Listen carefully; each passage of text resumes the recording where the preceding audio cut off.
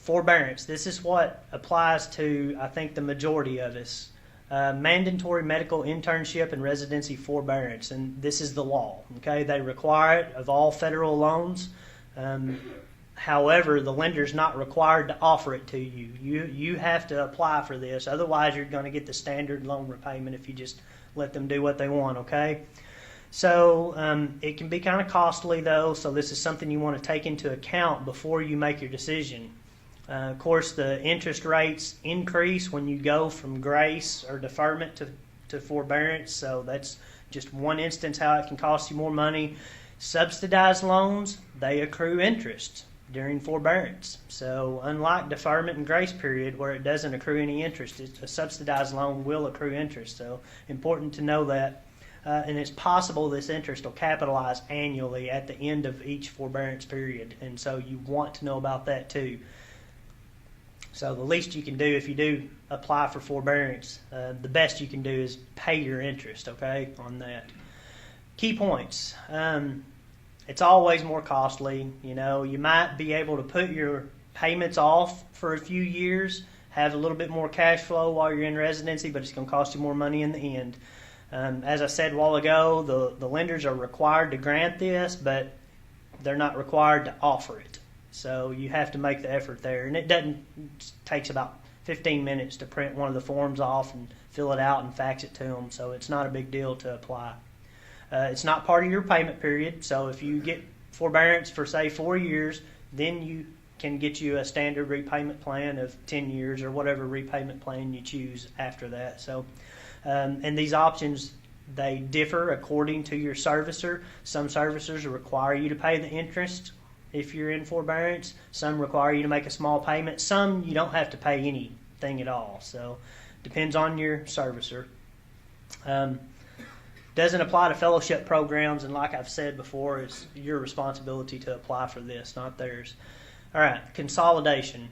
This is something that I heard a lot about all through med school, but until I actually started researching it, I didn't realize how it could affect me. So just a few of the pros and cons here. You know, it's convenient. You know, one payment to one servicer, and that makes a lot of sense for someone, especially an intern who doesn't have a whole lot of time. You know, your cash flow's a little, you know, better. Your monthly payment's a little lower. Fixed interest rate. So point I made a while ago, if you have variable interest rate loans, you might want to consider consolidation for those because you can lock them in at a fixed interest rate. It's pretty low right now, so look and see if you have any variable loans. And once you consolidate, you can take longer to pay them off, up to 30 years. A few of the bad things about consolidation, your monthly payments are going to be lower, but overall you're going to end up paying more money back total. Accrued interest capitalizes when you consolidate, so if you're not paid up on your interest, your principal is going to grow. You're going to lose any benefits you have. Some servicers provide these interest rate discounts or principal rebates. I didn't know about these either. If you consolidate, you most likely will lose those.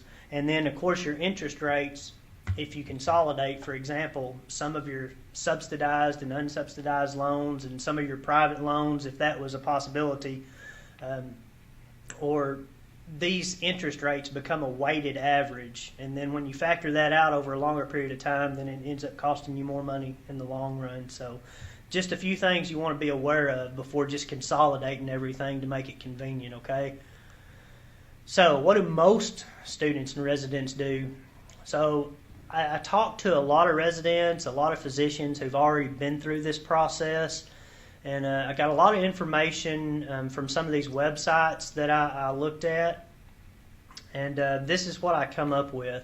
A lot of people use this income-based repayment program, and it seems like it's a really good option. It sounds complicated. It caps your payment at 15% of the income. It exceeds 150% of the federal poverty level for your family size.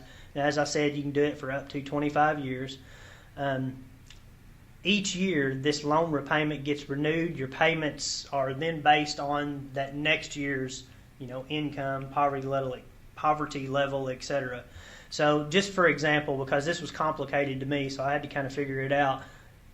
say your intern year, your salary is $47,000. Well, 150% of the poverty level for that single person would be $16,245. So 15% of that discretionary income equals the 47 minus the 16 times your 15%. That means you owe $4,613.25 annually. And if you break this down into monthly payments, it's approximately $385 a month. That sounds, doable and reasonable. And, most of us are going to be in this situation. And so that's a real solid figure on what your monthly payment could look like. These income-based repayments, when they're that low, they don't completely cover all the interest that you accrue each month. And so if you have a subsidized loan, the government will continue to pay this remaining interest for you for up to 3 years. So this is really a good option if you have subsidized loans. You can get a little bit of that interest to continue to be subsidized, for another 3 years. You're going to have lower payments. The total paid, of course, in the end, overall, is going to increase. Okay, and that's if you don't keep up with your interest and interest continues to capitalize. One good thing about it, this happens very rarely, but if you, for whatever reason, get out of residency and end up getting a low-paying job somewhere, or go into practice for yourself and don't make a lot of money, after 25 years of qualifying payments using this IBR program, any remaining debt's forgiven. It's taxable, but it's forgiven. So something else to keep in mind. And then this IBR program can be used with public service loan forgiveness. And I'm going to talk about this. This is not what most of us do, but it is an option that some of us choose, and it's very attractive. So if you qualify for this, for example, military, nonprofit like a teaching hospital, and then you go on, finish your residency and go on to work in this teaching hospital, that qualifies. So ask your residency program if they qualify as this nonprofit 501 program. Public health services, these federal, state, local, tribal government agencies, Peace Corps, AmeriCorps, all of these things qualify. And there's other things that can qualify. These are just the main ones that I saw and have found that most students, residents use. And you can find this information. It's pretty easy to find on the websites I provided. So basically, once you start working and you become eligible for this, you make 120 payments and the rest of your loan's forgiven, interest and all. Okay? This only applies to direct loans, but if you have the FFEL loans, you can consolidate those into direct loans if this is the route you choose to take. Okay? And the good thing is, as I mentioned before, is these 120 payments can be on those IBR terms, starting out at $385 a month. Of course, that increases each year, but still, it's a very attractive program. Other things is deferment if you qualify, as I mentioned a while ago, and then forbearance. That's what majority of us end up doing if we want to get completely out of these payments if we just can't afford them. And as I said a while ago, no payments, but your total is going to be higher. Annual capitalization, so pay your interest. You have to apply for this. It's your responsibility. Interest accrues no matter what kind of loan it is, whether it's subsidized or not. So pay your interest. And this was just a little token I found floating out there. For every $1 paid in interest, you're going to save yourself $2 in total debt. So pay your interest, okay? That you can afford to do that with $47,000 a year. This is just a little chart just to kind of pull everything together, all right?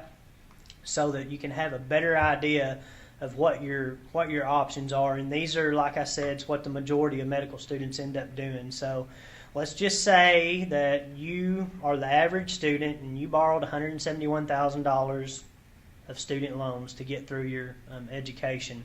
And you decide to do the income-based repayment plan with the full repayment, not added on with the public service loan forgiveness.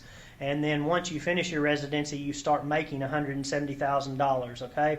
So residency for 4 years, $385 to $500 would be your monthly payment. Once you finish residency for the 12 years, which I think is your minimum you can do, you make a $2,000 monthly payment, all right? Your interest is going to cost you $152,000 above the $171,000. what's that, like almost 90% of your principal. So forbearance during residency, and then using the standard repayment plan, okay? And this is taking into account that you're not paying your interest like I suggest that you do. Residency for 4 years, no payments. After residency for standard plan is 10 years, $2,600 a month. Interest is going to cost you $157,000, all right? So same deal there, a little bit more. Forbearance with the extended repayment for 25 months, all right? This is no payments while in residency, $1,500 a month after you get out for 25 years. Interest costs you $313,000. So this is just to give you an idea of how much the interest can end up costing you if you don't keep up with your interest and pay your interest. Don't let that stuff capitalize on you. The public service loan forgiveness with the income-based repayment plan, 4 years of residency, $385 to $500 a month. Post-residency for 10 years, times 12 months, that's 120 payments, $1,100 a month on average, all right? Your total repayment, as you can see, is only $102,000. That's not even the total principal you borrowed. You have $180,000 that's forgiven, the remainder of the principal plus all the interest that's accrued. So that is really an attractive program. And I know it's not, an option for most of us, but, if it becomes an option, it's a very attractive way to go about doing this, okay? So basically what I've done is I've hit the high points. And as I said, I got into a lot of detail, and I can possibly answer a lot of questions you have about this after we finish with the program tonight. But I hope that this gives you kind of a starting point and gives you some resources to use and a little bit of direction on how to get started with repaying your loans back, or at least postponing those payments or some of them, okay? It's very individualized and becomes very complicated as such because we make different loans every semester, if you weren't aware of that. And so you may have a different servicer for each of those loans. Megan and I, we have private loans, we have subsidized loans, we have unsubsidized loans, we have variable rates, we have fixed rates. And when I started applying all of our loans to these processes, it got really complicated. So you really need to be organized and get on track with this stuff and stay on top of it because it gets complicated quick. If you have one servicer and you got lucky and that's all you have and all your loans were subsidized or all of them were unsubsidized and you can just consolidate those and it's not going to affect anything, then that's great. But as I said, these are the options that are there. These are the things that you need to consider and take into account, before you make these kind of decisions, okay? Just a couple of things I want to say. Don't forget, when you go to figuring your taxes next year, tell your accountant all that money you paid in tuition in January. That's deductible, all right? All this money you're going to pay to keep up with your interest so it doesn't capitalize, that's deductible, all right? So just a few tokens just to remember to tell your accountant about this stuff, okay? These are a few of the resources that are available that I found to be very helpful. And like I said, I applied all of our stuff to these processes here. And these is kind of what I felt like was the right direction for the majority of us. It may not fit everybody, but I think it'll fit the majority of us. So, and these are the resources that I used to compile all this. So, like I said, I hope this gives you guys a little bit of direction. As I said, I'm no expert in this field. But since we couldn't get anybody else to come talk to us, I took it upon myself to research this so that we would at least have a little bit of direction, okay? So, like I said, I'll answer any questions later on.